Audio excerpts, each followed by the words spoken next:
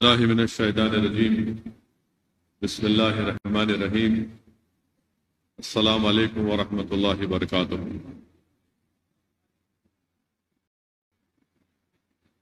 معزز حاضرین اکرام،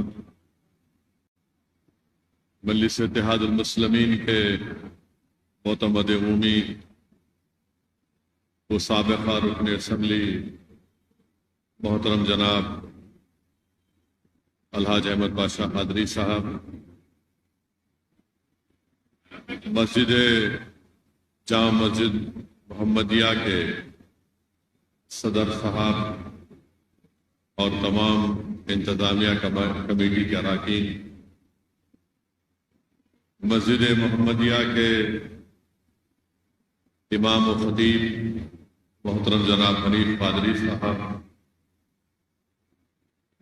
مجلس اتحاد المسلمین بہادرپورہ کے رکن اسمبلی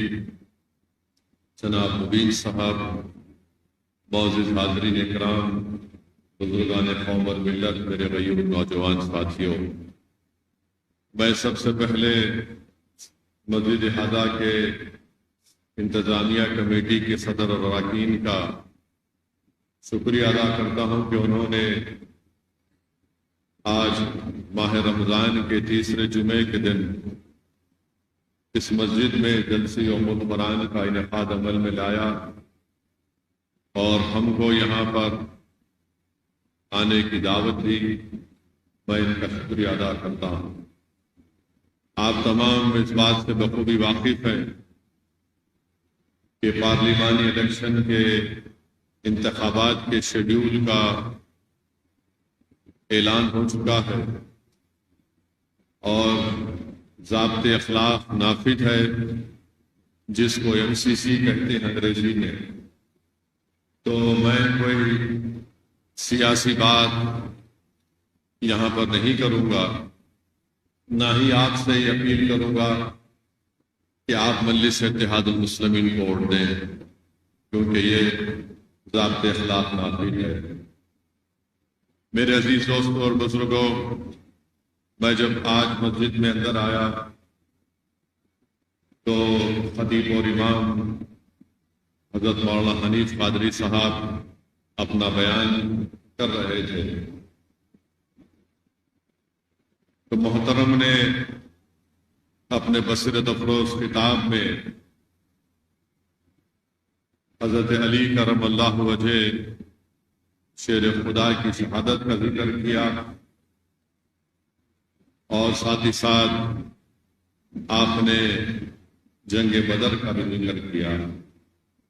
میرے عزیز دوستوں اور بزرگوں، آج 18 رمضان ہے، رمضان مبارک کا مبارک مہینہ ہے، ہم مغفرت کے دہینے ہیں اور 17 رمضان کو ہجری کے دوسرے سال روزے فرض بھی ہوئے، جہاد کا حکم بھی دیا گیا اور حق اور باطل کی پہلی جنگ 17 رمضان کے دن، جس کو ہم جنگ بدر سے یاد کرتے ہیں، اس دن ہوئی۔ علماء کرام نے، مفسرین نے، سیرت نگاروں نے لکھا کہ بدر کا نام اس لیے بدر پڑا کیونکہ وہاں پر ایک ضعیف شخص رہتا تھا جس کا نام بدر بن حارث تھا، اور اسی کے نام سے وہ جگہ مشہور بھی ہو گئی۔ شیخ عبدالحق محدث دہلوی رحمۃ اللہ علیہ لکھتے ہیں کہ اس مقام پر ایک کنواں تھا جس میں چاندنی رات کے دن بدر کامل کو، یعنی چاند کو، پورے مکمل چاند کو دیکھنے کے لوگ آ کر اس کنویں میں دیکھتے تھے، اسی لیے اس کا نام بدر پڑ گیا۔ علماء کرام نے لکھا کہ رسول اللہ صلی اللہ علیہ وسلم کے تمام غزوات میں یہ سب سے اہم غزوہ ہے،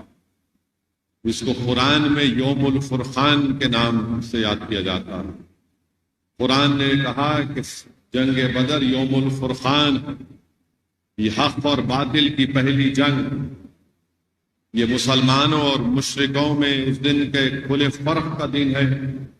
اور اس دن اللہ سبحانہ و تعالی نے مسلمانوں کو ایک بڑی طاقت پر اللہ نے ان کو کامیاب اور کامران کیا۔ علماء کرام نے لکھا، اگر آپ سیرت کی کتابیں پڑھیں گے تو اس میں لکھا ہے کہ یہ جنگ بدر اس لیے ہوئی کیونکہ اللہ کے رسول صلی اللہ علیہ وسلم جب مکہ سے مدینہ ہجرت کیے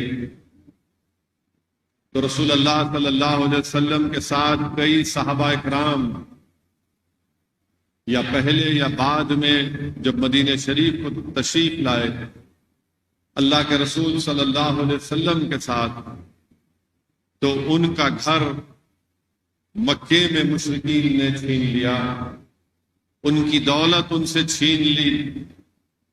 بعض صحابہ کرام سے تو ان کے جسم سے کپڑے اتروا دیے، اور جب رسول اللہ صلی اللہ علیہ وسلم کو یہ خبر پہنچی کہ ابو سفیان جو اس وقت تک اسلام قبول نہیں کیے تھے، وہ ایک تجارت کا قافلہ لے کر مدینے کی وادیوں سے مکے کو جا رہے ہیں،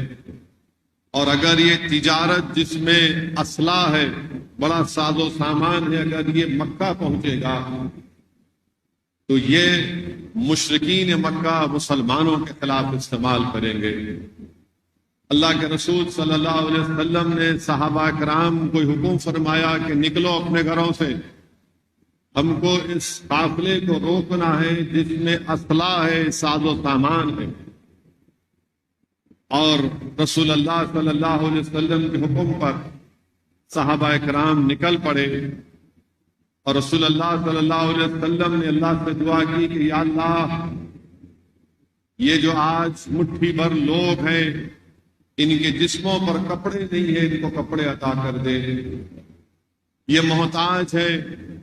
ان کو عزت عطا کر دے، یہ بھوکے ہیں ان کو رزق عطا کر دے، یا اللہ ان کے پاس سواری نہیں ہے ان کو سواری عطا کر دے۔ اور صحابہ کرام رسول اللہ صلی اللہ علیہ وسلم کے ساتھ جب مدینہ شریف سے نکلے تو ابو سفیان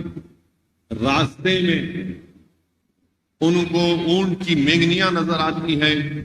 ابو سفیان اونٹ کی مینگنیوں کو توڑ کر دیکھتے ہیں تو اس میں گٹلیاں نکلتی ہیں کھجور کی، کیونکہ اللہ کے رسول صلی اللہ علیہ وسلم اپنے جاسوس پہلے ہی روانہ کر دیے تھے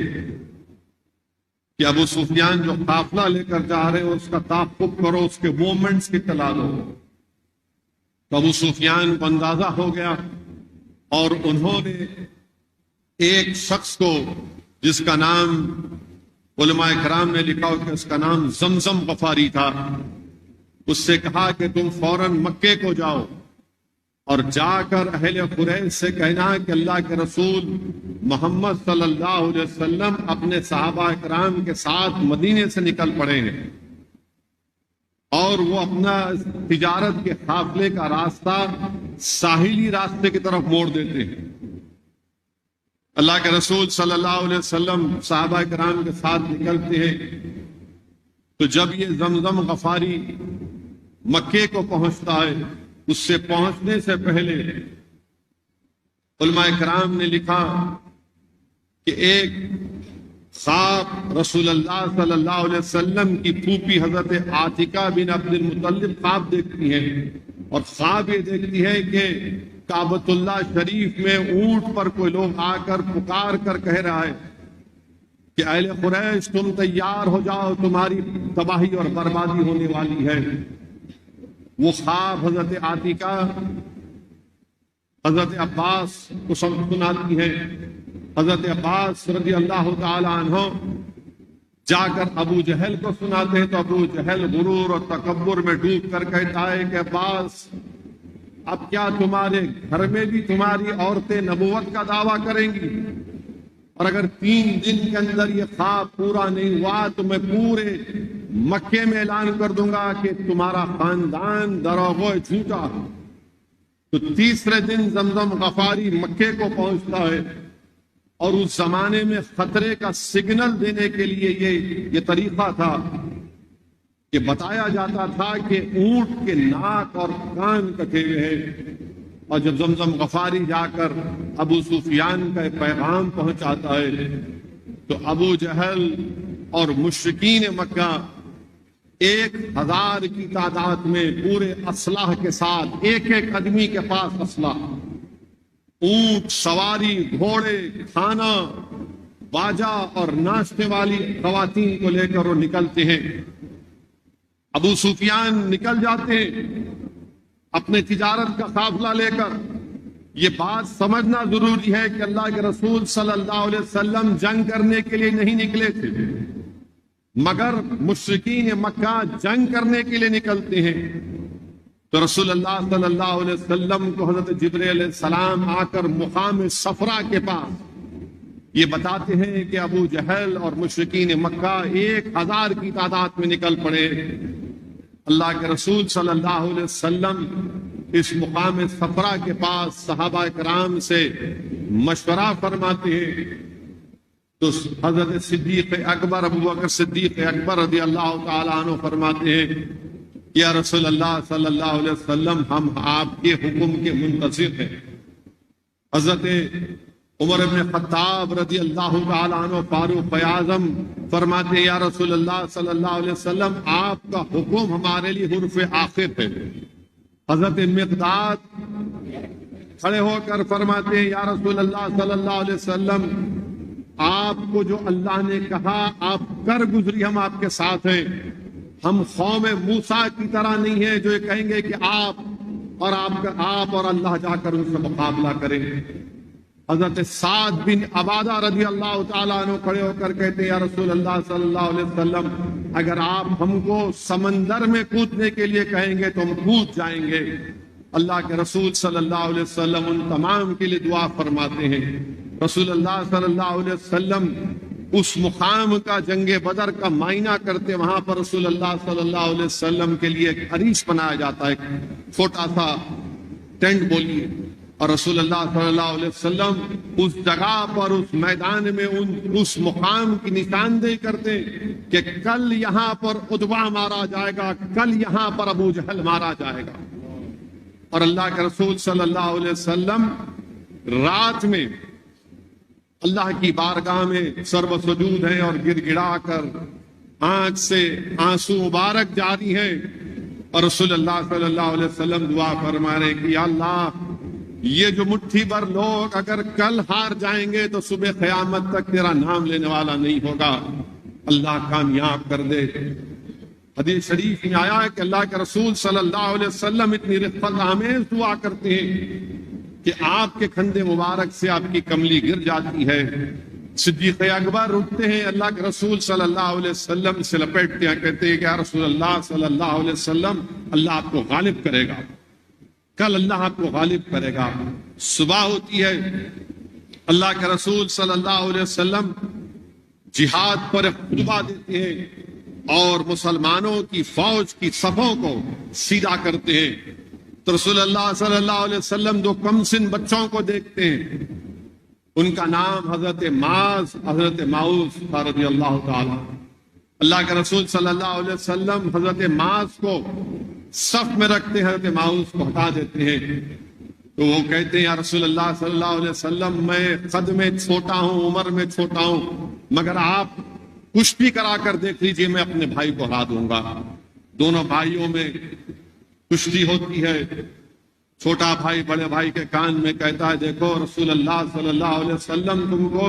جہاد سے محروم نہیں کیے، تم مجھے محروم مت کرو، تم زمین پر گر جاؤ۔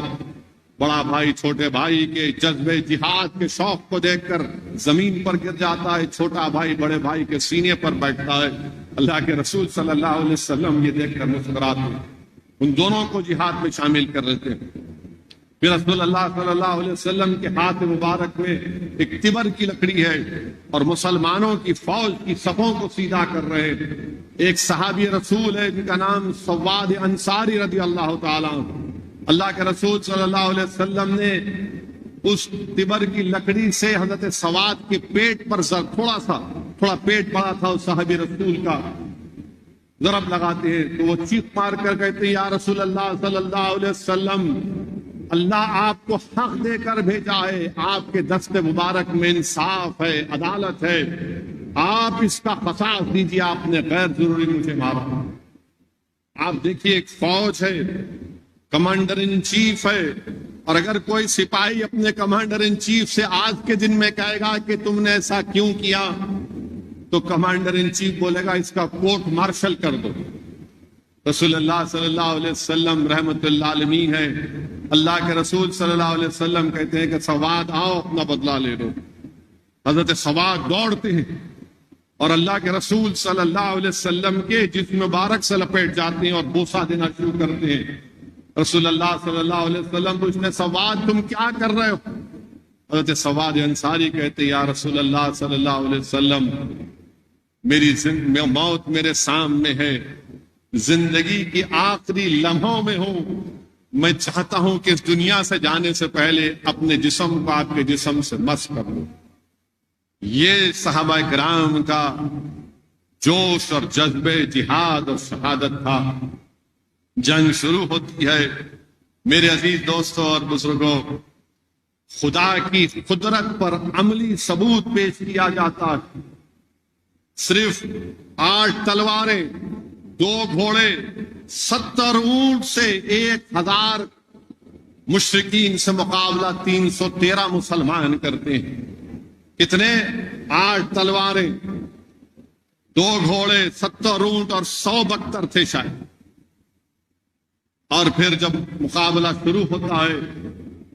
تو اللہ کی طرف سے پہلی مدد ہی آتی ہے۔ سورہ انفال کی آیات 44 میں اس کا ترجمہ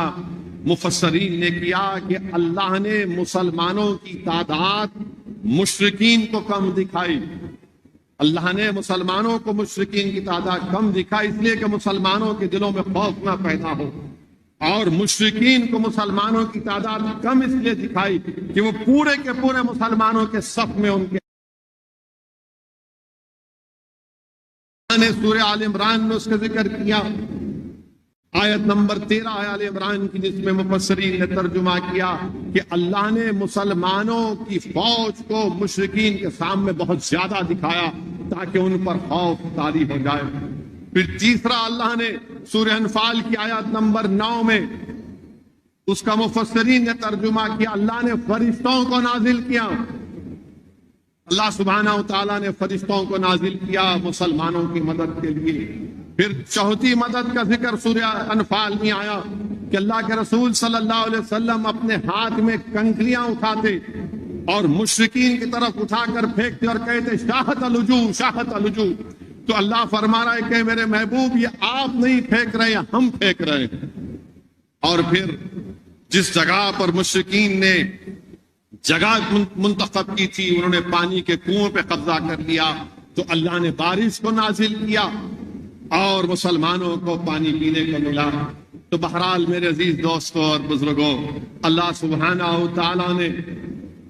رسول اللہ صلی اللہ علیہ وسلم اور صحابہ کرام کو کامیاب کیا، اور ہم کو اس سے سبق یہ ملتا ہے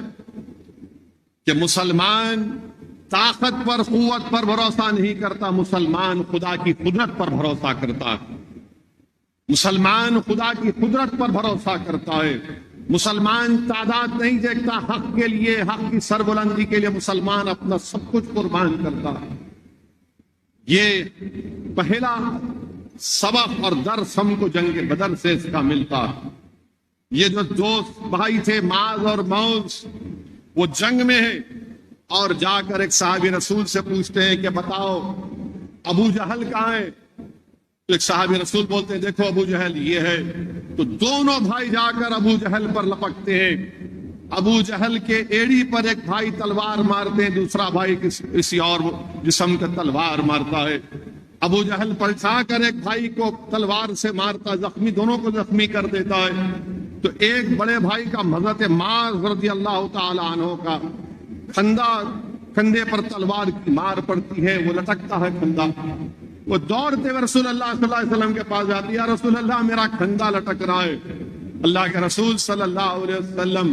اس پر اپنا لعاب دہن لگاتے ہیں وہ کھندا اچھا ہو جاتا ہے، بلکہ عثمان غنی ذوالنورین کے خلافت تک وہ زندہ تھے اور کئی انہوں نے جنگوں میں حصہ لیا تھا۔ پھر ایک صحابی رسول، ان کا نام ہے حضرت عکاشہ رضی اللہ تعالیٰ عنہ، جنگ ہو رہی ہے، رسول اللہ صلی اللہ علیہ وسلم سے آ کر کہتے ہیں یا محمد صلی اللہ علیہ وسلم میری تلوار ٹوٹ گئی۔ اللہ کے رسول صلی اللہ علیہ وسلم ان کو لکڑی اٹھا کر دیتے، لو اس سے مقابلہ کرو۔ یہ نہیں پوچھتے کہ لکڑی سے کروں، مگر اللہ کے رسول صلی اللہ علیہ وسلم سے محبت ہے، یقین ہے، وہ لکڑی لے کر نکلتے ہیں تو ایک تلوار بن جاتی ہے، اس کو تاریخ میں تلوار اوم لکھا گیا۔ وہ ان کے ساتھ ہی پھر وہ شہید ہوئے، ان کے ساتھ ہی وہ تلوار بھی کئی جنگوں میں حصہ لیے تھے۔ میرے عزیز دوستوں اور بزرگوں، جنگ بدر ہم کو کیا پیغام دیتی ہے کہ ہم طاقت اور قوت پر نہیں، خدا کی قدرت پر بھروسہ کرنے والے، ہم تعداد دیکھ کر مایوس نہیں ہونے والے۔ جہاں پر حق کی سربلندی کا معاملہ آئے گا ہم باطل طاقتوں سے ٹکرائیں گے، ان کو پاش پاش کریں گے۔ اور یاد رکھو جیسے اللہ سبحانہ و تعالیٰ نے فرشتوں سے مدد کی، اللہ ہماری فرشتوں سے مدد کرے گا۔ شرط یہ ہے کہ ہم اللہ کی قدرت پر کامل یقین کریں، ہم اپنے دلوں میں جذبہ جہاد اور شہادت کو زندہ رکھیں، اس کو زندہ رکھیں، اور جب تک یہ زندہ تھا ہمارے سر پر تاج رکھے گئے۔ جس دن ہم نے اس سبق کو بھلا دیا، جس دن ہم نے اس سبق کو بھلا دیا، ذلت اور رسوائی ہمارا مقدر بنتی جا رہی۔ ہمارے پاس بہترین ریاضدان تھے، میتھمیٹیشین تھے، ہم ساری دنیا کا حساب کرتے تھے، ہم نے اپنے اسلاف کی روش کو بھلایا، دنیا آج ہمارا حساب کر رہی ہے۔ ہمارے پاس بہترین ڈاکٹر تھے، ہم نے اپنے اسلاف کے سبق کو بھلا دیا، دنیا ہمارا علاج کر رہی ہے۔ آخر کیا بات ہے مسلمانوں کہ ہمارے غریب لوگ کسی کے اترے ہوئے کپڑے کیوں پہن رہے ہیں؟ یہ اس لیے کہ ہم نے اپنے اسلاف کے سبق کو بھلا دیا، ہم نے اپنے اسلاف کے سبق کو بھلا دیا۔ اگر ہم اس کو یاد رکھیں گے تو یقیناً ضرور کامیابی اور کامرانی ہمارے قدم کو چومے گی۔ میرے عزیز دوستوں اور بزرگوں، مولانا حنیف قادری صاحب اپنے بیان میں شیر خدا حضرت علی کی شہادت کا ذکر کیا کہ حضرت علی کون تھے، بلکہ حضرت علی کے اگر فضائل کو بیان کرے تو سمندر بھی ناکافی ہوں گے، مگر آپ اور ہم حضرت علی کے عظمت کے قائل ہیں، ہم سائل ہیں اس سمندر کے۔ میرے عزیز دوستوں اور بزرگوں، حضرت علی رضی اللہ تعالی عنہ کے بارے میں، خلیفۃ رسول اللہ صلی اللہ علیہ وسلم کے بارے میں اللہ کے رسول صلی اللہ علیہ وسلم نے کیا فرمایا؟ بلکہ حدیث ایک واقعہ آیا کہ حضرت علی رضی اللہ تعالی عنہ، حضرت بلال اور ایک اور صحابی بازار سے خربوزہ خرید کر لاتے ہیں۔ یہ محدث دکن حضرت عبداللہ شاہ صاحب قبلہ لکھتے ہیں اس واقعے پہ، حدیث شریف کو لکھتے ہیں۔ خربوزہ لاتے ہیں، جب خربوزہ کاٹتے ہیں تو خربوزہ ذرا کڑوا ہوتا ہے، تو حضرت علی فرماتے ہیں کہ یہ جو اور خربوزے ہیں اس کو ہم واپس کرتے ہیں۔ اور پھر حضرت علی اللہ کے رسول صلی اللہ علیہ وسلم کے حدیث شریف بیان کرتے ہیں کہ اللہ سبحانہ و تعالیٰ نے پیڑوں سے اور انسانوں سے عہد لیا کہ جو علی سے محبت کریں گے وہ میٹھے رہیں گے، اور جو علی سے بغض کریں گے ان میں کھٹاس رہے گی۔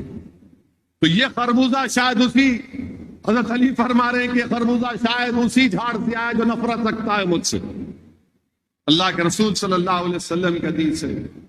کہ اللہ کے رسول صلی اللہ علیہ وسلم کے ہاتھ مبارک میں امام حسن اور امام حسین کا ہاتھ ہے، اور رحمت العالمین صلی اللہ علیہ وسلم فرما رہے ہیں کہ جو ان سے محبت کرتا، جو ان کے ماں باپ سے یعنی حضرت علی کرم اللہ وجہ رضی اللہ تعالیٰ عنہ سے اور ان کی ماں سے شہزادی جنت حضرت فاطمہ سے محبت کرتا ہے، وہ جنت میں میرے ساتھ رہے گا۔ اللہ کے رسول صلی اللہ علیہ وسلم نے فرمایا، حدیث شریف میں آیا کہ علی مجھ سے ہے، میں علی سے ہوں۔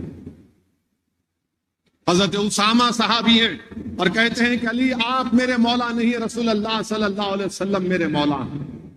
تو اللہ کے رسول صلی اللہ علیہ وسلم نے کہا کہ نہیں، علی جس کے مولا ہے، میں اس کا مولا، میں جس کا مولا ہوں علی اس کے مولا ہوں۔ میرے عزیز دوستوں اور بزرگوں، کسی نے آ کر رسول اللہ صلی اللہ علیہ وسلم کے پاس شیر خدا حضرت علی کی شکایت کی۔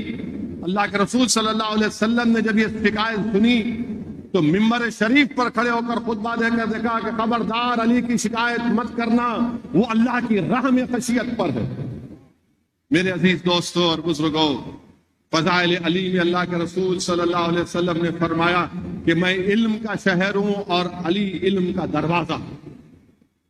اور حدیث میں آیا کہ اللہ کے رسول صلی اللہ علیہ وسلم نے فرمایا کہ جس کسی کو علم حاصل کرنا ہے وہ علم کے دروازے پر آئے، یعنی حضرت علی کے دروازے پر۔ بتایا گیا کہ علم کا دروازہ حضرت علی ہے۔ بیہقی شریف کی حدیث ہے